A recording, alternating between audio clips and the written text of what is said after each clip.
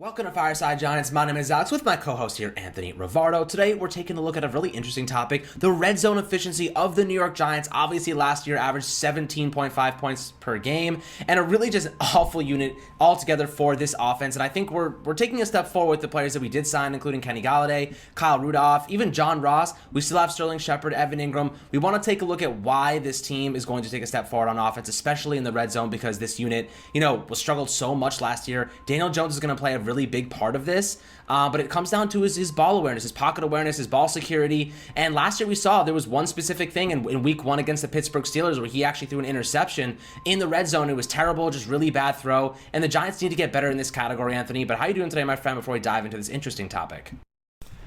I'm doing great. Shout out to that truck that's reversing right outside of Alex's apartment. He's been really reversing noisy for 45 minutes. It's unbelievable. It's been a long time. I'm surprised he's not in Canada yet. He's going reverse for so long. It's ridiculous. I can't. Like, New York City guys, if you live in New York City, you know the struggle. If you live in the suburbs, I mean, just if you ever lived in the city, it's brutal. There's always sound going on, so apologies for that. But the only sound I want to hear is cheering from the Giants scoring more in 2021. Good segue. Absolutely. Perfect segue. Yeah, I want to see the Giants put up more points in 2021. I think they were terrible in the red zone, but also they really weren't in the red zone that often. They definitely weren't there enough. The Giants' offense was just pitiful in 2020. 2021, though, I expect them to be a lot better. They added a lot of nice pieces. Kenny Golladay, Kyle Rudolph. I think Kyle Rudolph is one of the most underrated signings of the entire free agency period for any team. I think that could have huge impact on the Giants and could really help them out a lot. So I'm looking forward to seeing how he fits in. And I think that him in the red zone is great for us. I'm trying to pull up some really good stats real quick for these receivers that we have in terms of the red zone productivity. I know Sterling Shepard in particular is an excellent red zone threat. I hope to see him used in the red zone more frequently in 2021. But really overall, I do see this Giants offense taking a big step forward. I think, we were pretty much bottom of the barrel last year. Definitely can't get any worse. Well, I guess it could, but hopefully it doesn't, because if it does, I don't know if I'm going to survive another year covering the Giants. But I think it should get a lot better. We really did add some pieces. It's going to be up to the offensive line to see how they can do. But when you're in the red zone, the field is shrunk. It comes down to who are your best playmakers, who are the defense's best playmakers. One-on-one matchups, that's what you're trying to create, and you're trying to see who can win, who's better. That's what the red zone is all about. So I'm excited to see how the Giants do this year now that they have a large influx of offensive talent coming their way. Yeah, I'm looking at Kenny Golladay specifically because I want to take a look at how they might utilize him in the red zone. We've seen what he can do, and I think the height, the big body frame is what everyone was looking for. The Giants now have a few of them. Evan Ingram, 6'3", and people keep coming at me for even listing Evan Ingram in the conversation as a red zone threat. But taking targets away from him and reallocating is what the Giants expect to do with these other targets. Kenny Golladay is 6'4", and Kyle Rudolph is 6'6". They're now the two tallest receivers on the Giants by far. Before this, it was just Evan Ingram at 6'3", and then you had Darius Slayton, who was like 6'1", I believe. So they didn't really have that much height. And now they have guys who can go up, get those big 50-50 balls, and really offer more of a wingspan in the red zone. But I'm looking at Kenny Galladay's kind of depth target range, and primarily he's targeted in the 10 to 20 plus yard range. So like between the 10 and 20 yards away from line of scrimmage, that's where he really thrives. He got a lot of yards aside from the deep middle and left portions of the field. He was really, really good in that 10 to 20 yard range. And when you're in the red zone, it might be 3rd and 15 or third and goal, but you're on the 10 yard line. And the end zone's another 10 yards there. So you have a lot of space to work with. And, those throws are in the 10 to 20 yard range. And I think this is where he's going to thrive, especially on those quick outs. He really, really is good at getting his feet in bounds and really getting his feet set. Really good spatial awareness. And having that big body to shield off cornerbacks, I think that's going to really prove to be a big thing for the Giants. Last year, they struggled to get into the red zone to begin with, but when they were in there, they really had to force feed Evan Ingram. He dropped a bunch of footballs, we know this. Or they were trying to get it to Sterling Shepard. We saw Shep score 2 touchdowns at the end of the season. I don't think Jason Garrett did a really good job of getting him the football in the red zone last year. But now the Giants have a couple really, really talented red zone targets, including Shep, Golladay, Kyle Rudolph, Evan Ingram. And I think that Kyle Rudolph is actually going to feast. I know he only scored 1 touchdown last year, but the guy hasn't dropped a pass in 2 years. So he's a very reliable threat once he comes back. That one touchdown was in the red zone, though. And it was gorgeous. It was gorgeous, too. It was a one-handed grab. Right? Yeah. And he got both his feet in. Kyle Rudolph is a very underrated player who Minnesota just underutilized. And if there's anybody that knows how to use tight ends, it's Jason Garrett. Maybe nobody, he might not know how to use anybody else, but he knows how to use tight ends. We saw Evan Ingram get open routinely. We saw him make some big plays. I think Jason Garrett's really good with tight ends. We just didn't have one that could catch the football. Now you have one that can catch the football. He's going to soak in those targets in the middle of the field, especially on those curl and hook routes where Evan Ingram was dropping passes last year. Kyle Rudolph doesn't drop those. He's a big body, 6'6", big frame. He's hauling those passes in. We're going to get a lot more first downs because of it. We're going to have a lot better success in the red zone, and it's going to offer Daniel Jones a pass catcher that he actually can rely on without thinking in the back of his mind, this guy's going to drop the freaking ball and it's going to turn into an interception, and it's going to make my stats look terrible because now I'm pretty much, 1-for-1 ratio in touchdowns and interception because Evan Ingram can't catch the freaking ball. And, I think taking targets away from Ingram is actually going to benefit the Giants. Kyle Rudolph is going to be a huge, huge bonus for us. And Anthony, if you had to predict how many red zone touchdowns Kyle Rudolph has next year, what would you say? I'm going to say a solid 3. That number might not be the craziest total. It might not be that high, but actually it kind of is, because when you're talking about how many targets everybody throughout the team, 3 is a pretty large target share in the red zone for the touchdowns. I have a ton of red zone stats that I can just spew out right now. Should I do that, Alex? Are you ready to hear all this? All right, ready. So Kenny Golladay, this is in the 2019 NFL season, or 20. This is 20. Hold on. I think this is 18. Yeah, 2019. Sorry. What do I know? This is the 2019 season. Kenny Galladay's red zone stats. He had, let me see here, 14 attempts, 14 targets, 5 completions. He had 5 catches in the red zone that season. 4 of them were touchdowns, okay? That's pretty impressive. Now, the following year, or let's see, the same year, Kyle Rudolph had 14 targets, 8 receptions, and 3 touchdowns. So 2 red zone threats. 3 touchdowns is a lot to get in the red zone in one season. 4, like Kenny Golladay had that season, is also a lot. And I think that's the year that he had, and then the following year he had another 4, and I think that's the year that he led the NFL with 11 touchdown receptions. 4 of those 11 were all in the red zone, which is really impressive. This past season, he didn't play much, right? But he still got 5 targets in the red zone, caught 2 touchdown passes on those 5 targets. And now here's the one that's most exciting to me, because this is 2020. This is a guy that's already on the Giants roster. He was targeted 9 times in the red zone. Sterling Shepard had 9 receptions on 9 targets. That's a 100% completion percentage for 3 touchdowns and a 56% first down rate. That is unbelievable, the efficiency from Sterling Shepard in the red zone last season. That needed to be a larger part of the Giants' offense. And going forward, I think that it will be. It has to be. When he's so good in the red zone, then you have these other guys where, Kenny Golladay had 4 touchdowns in the red zone 2 years ago, had 2 last year. These are guys that are dominating in the red zone. Just going to open up more opportunities for Sterling Shepard as he continues to feast. And another guy, low-key, pretty good in the red zone, might be surprised to hear this. Evan Ingram had 8 targets, caught 5 of them, and had a touchdown. That's a pretty solid rate. 5 for 8 with 1 touchdown. That's pretty solid as well. The Giants do have some pretty good red zone threats. I'll say there's one guy who isn't so good in the red zone. It's Slayton. He caught 4 for 7 with 2 interceptions and 1 touchdown. Shepard was never targeted on a pick. Neither was Ingram in the red zone. One of those Ingram was targeted on Jones. A lot of picks, though. One of those was because of Jones when he tried to target Slayton in the end zone and ended up being intercepted by remember Budget Bree hit his arm in week 1. That was what I was talking about. That one was a target for Slayton. So I think that was... I don't think that... Well, I don't know. That's subjective, right? Because the way that I analyze that play, he was trying to throw it out of the back of the end zone. I don't know how PFF could have made that a target. Could have also not, so... He was looking at him, so I remember seeing that. I remember they could have hit him with that. It's 50-50. You could go either way with it, but end of the day, definitely. I mean, I'm not keen on targeting Darius Slayton in the end zone. I'm more of I want him running 50 yards downfield, and I'm going to bomb it to him in the end zone. I completely agree. But yeah, like I'm getting into when I'm analyzing these stats, though. Kenny Golladay played 5 games last year, but he still had 5 targets in the red zone, caught 4 of them. That's an 80% completion percentage with 2 touchdowns in 5 games, all in the red zone. Like, that's really impressive what he brings to the red zone. We all know he's huge, right? 6'4", big body, goes up there, makes 50-50 catches, can catch anything contested. I actually listened to Kyle Rudolph's introductory press conference the other day, and someone did ask him specifically. Sorry, don't remember which beat writer did it. Shout out to you, though. I'm sure you'll know. He asked, what do you bring to the red zone? The Giants really struggled there last year. What do you bring? He said, and Kyle Rudolph said to him, well, one of the main things that I bring is size. in the red zone, everything is so bang-bang because the field is so shrunk. So you have to be able to make contested catches. Well, the Giants just added 2 guys that can make contested catches, Kyle Rudolph and Kenny Golladay. They can both go up there, catch those 50-50 balls. You know me, Alex. I prefer to scheme people open in the red zone. Look at the Chiefs. Look at all the best teams in the league. The Buccaneers, they scheme people open. But sometimes when you don't have the best offensive coordinator in the world, you have to rely on pure talent. 50-50 balls, jump balls, that kind of stuff. Well, now the Giants have those guys where, maybe our offensive coordinator isn't the most efficient at scheming people open in the red zone. We know that he's not, right?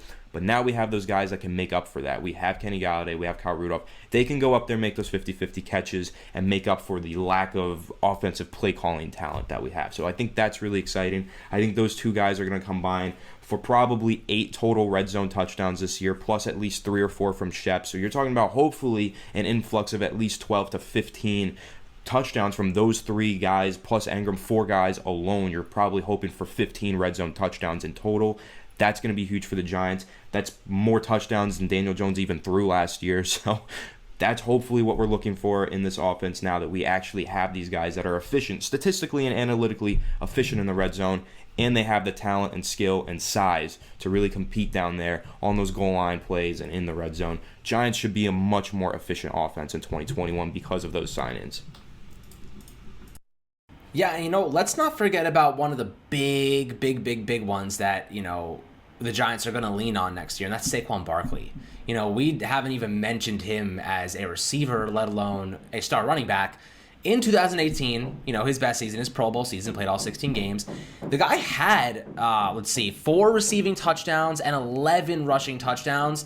The guy is capable of being a very, very, very good red zone threat, and it forces teams to play man coverage in the red zone because you have to stack the box against Saquon Barkley, who can carry bodies into the end zone. He's very shifty, very elusive. We know this about him. But because you have to allocate an extra linebacker, extra safety to stop Saquon and really keep him mitigated for the most part, it allows guys like Kenny Golladay, allows guys like Evan Ingram, Kyle Rudolph. You can drag guys across the formation. You can do a lot of really unique things here with this offense. I think for the most part, the Giants have a lot of flexibility, and they have a lot of dynamic players they can do different things with. They can get creative. I just don't want to see very basic route concepts in the end zone. I want to see the Giants, getting creative and utilizing their players in conjunction with each other to get them open. Jason Garrett doesn't really doesn't convince me that things are gonna be much better. But based on the way that Kenny Golladay said that the vision is changing, he likes the vision of this offense where it's going, I have to imagine they're gonna add another layer to this. It's gonna completely change things. Yeah, you want to see more creative routes in the end zone, right, or in the red zone, right? I'm going to say you're probably not going to see more of that. You're probably going to see more less creative routes. You're going to see more goal line fades. Alex, you know me, the number one play that I hate the most in football is the goal line fade. I absolutely hate that play. I hate Kenny Galladay's the man for it, though. Kenny Golladay is the man for it. Kyle Rudolph is the man for it. The Giants are going to do goal line fades more just often, like Plaxico. whether that's for better or for worse. Yeah, Plaxico was great at them, but when you look at a goal line fade, you're looking at taking a play where you could potentially scheme together an 80-20% matchup in your favor, and then you're like, nah, let's just take 50-50, which is usually 60-40 because statistically, goal line fades don't work out that often, right? I mean, I know, of course, you got a guy like Kenny Golladay who goes up there and makes a catch, so hopefully he brings that percentage up for us. That's pretty much my whole thinking behind it, right? The Giants, I think, are going to just run more goal line fades. They'll probably score more on those goal line fades than they would in the past. But still, you're saying you would like to see more fancy route concepts. Of course, I agree with you, Alex. I would like to see more plays. Especially with Shep. Those that's what I was going to get into. Shep and trips. It's right what I was about to get into. Remember against Philadelphia on that Thursday night game, Shepard runs a nice almost dagger route. He runs to the right and then just cuts it inside, gets wide open in the back of the end zone, makes a really nice reception. I want to see more of that. I want to see more really nice route running where you kind of, because that was nice because it was kind of a rub route, right? Because they had Slayton dragging underneath. So when he goes here, the corner kind of had to back up a little further, which created that inside leverage for Sterling Shepard. That's what I like to see. A clever scheme together, nice route, great route running, good catch. That's what I want to see. But you know what else we're going to see? We're going to see a lot of goal line fades to Kenny Golladay, and I'm sure he's going to haul in like 3 or 4 of them, so I can't complain at all. Now we have the talent. Kyle Rudolph said it. We need guys that make 50-50 plays down there. Now we have that. We have the guys that are just more talented than the defenders that can go up there, make plays, and that is really, really ultimately very exciting as a Giants fan who has seen this team struggle in the red zone in the worst ways over the past couple of years. Yeah, and let alone the red zone, just getting there in the first place is going to be nice, because we saw last year the Giants struggled just to get to the red zone. When they did get there, it was a disaster. I'm thinking to the Cleveland game specifically. We got there twice, and we turned the ball over twice. We had that one fake kick, and Anthony and I badger about that all the time. But it's let me throw one more thing out there with the Cleveland game, right? Yeah. That was a great play call, Alex. We're going to agree to disagree on that forever.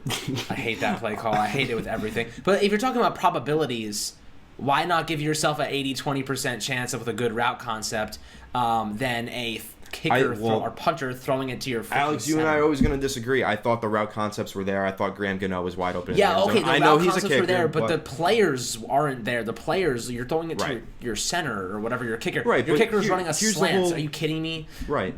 But he was wide open on the slant. I know. He's a kicker, okay, I don't care, because no one... He was schemed They don't open. even need to. They don't even need to leave. They could leave him open, and he's going to drop it. He's terrifying. I don't think he would have. I think he would have. He's looking over his shoulder. It's like Daniel Jones on that 80-yard run when he fell down. He's checking his blinders too many times. There's no way that guy's catching the football. I'm going to get into that in just a second. But with that play, I do think Joe Judge schemed together a guy that got wide open. He just didn't get the ball. That's fine, because you don't really expect Riley Dixon to read the field that well. So, yeah, we can agree to disagree. But, ultimately, yeah, they probably should have just went out there with their offense. But here's the thing. Their offense was severely lacking talent, like we've just got into. They definitely did not trust their playmakers, and they definitely did not trust Colt McCoy down in the red zone to punch the ball into the end zone, right? So I kind of get why they tried to go with a trick play, and they did scheme someone wide open, and it just failed. They lacked talent on offense, so they wanted to do a trick play, and I'm actually all for that. But here's what else I wanted to get into, because you kind of just mentioned it with Daniel Jones and his 80-yard touchdown run. The biggest red zone threat for the Giants last year was Daniel Jones' rushing ability. Remember against Philadelphia? He had one touchdown from 35 yards out, so he's knocking on the door of the red zone. And then he had a second one from about 10 yards out that got called back. That was 2 plays against Philadelphia where Daniel Jones just kept it and ran. He is a red zone threat. Right. We're going to see more of that. We are absolutely going to see Daniel Jones take more read options in the red zone, because he's really good at those. They always catch the defense by surprise. And believe it or not, I know we probably do believe it by now, but if you're still doubting it, Daniel Jones is one of the fastest quarterbacks in the NFL. People say he has no elite traits. His speed and the fact that he can run for an 80-yard rush, whether he falls at the end of it or not, is an elite trait. That is rare. There are not many quarterbacks that can do that. Patrick Mahomes said he can't do it. So that's my spiel on that. I think Daniel Jones is actually, Kenny Golladay is now our number 1 red zone threat. Number 2 is probably Sterling Shepard. Still number 3 is Kyle Rudolph, then Evan Engram. But arguably, you can make the argument. You have a lot of weapons, man. You got a lot of weapons. You can say that Kenny Golladay is number 1, and then Daniel Jones is a number 2 red zone threat because of his legs. I agree with that. And then, of course, Saquon Barkley, you throw him in there and what he can do on the ground. Giants have a lot of weapons now. No more excuses. Daniel Jones, this is the year you have to break out. And Jason Garrett, you have to create an offense that succeeds in the red zone, because there are no excuses with the amount of playmakers that we have now. This team needs to succeed in the red zone. And if it doesn't, it's going to be another pitiful season. That's a fact, guys. That's a fact. We need to increase that efficiency there. And if the offense can be efficient in the red zone, the defense can get things done. We know this defense is looking a lot better than last season. Well, maybe not even better, but even if they hover around that same margin, it's going to be good. Obviously, we added a few pieces with Adoree Jackson to cover up that CV2 spot. We just got Danny Shelton to supplement the loss of Dalvin Tomlinson. So I'm pretty excited about what this team can accomplish. Obviously, scoring points is the mantra for the NFL right now. Outscoring even Nick Saban. I just saw an interview with him recently. He even said, the NFL's not running ground and pound football anymore. It's not elite defenses. Winning games in the NFL, winning games in college football is about outscoring your opponent now. High-flying vertical offenses. The Giants, I think, are going to take that and run with it this upcoming year with Kenny Golladay. I think it's going to really open up Daniel Jones. We know he's a good deep ball passer. Just getting him the weapons to succeed and actually take more shots downfield is what we wanted to see. So I'm really excited about that, guys. Just a short little video here, 20 minutes to break down this red zone offense, what we think it will accomplish next season, and the different pieces they have put together. But as always, my friends, thank you so much for tuning into Fireside Giants. Make sure to hit subscribe below on YouTube. Turn on the notifications for Apple and Spotify. Also, make sure to go follow the new TikTok, Fireside Giants, posting stuff daily there. Super cool content, so I hope you guys enjoy that. Love the animations, Anthony, for all of those things I just said. But, of course, thanks so much for tuning in. We'll catch you guys on the next video.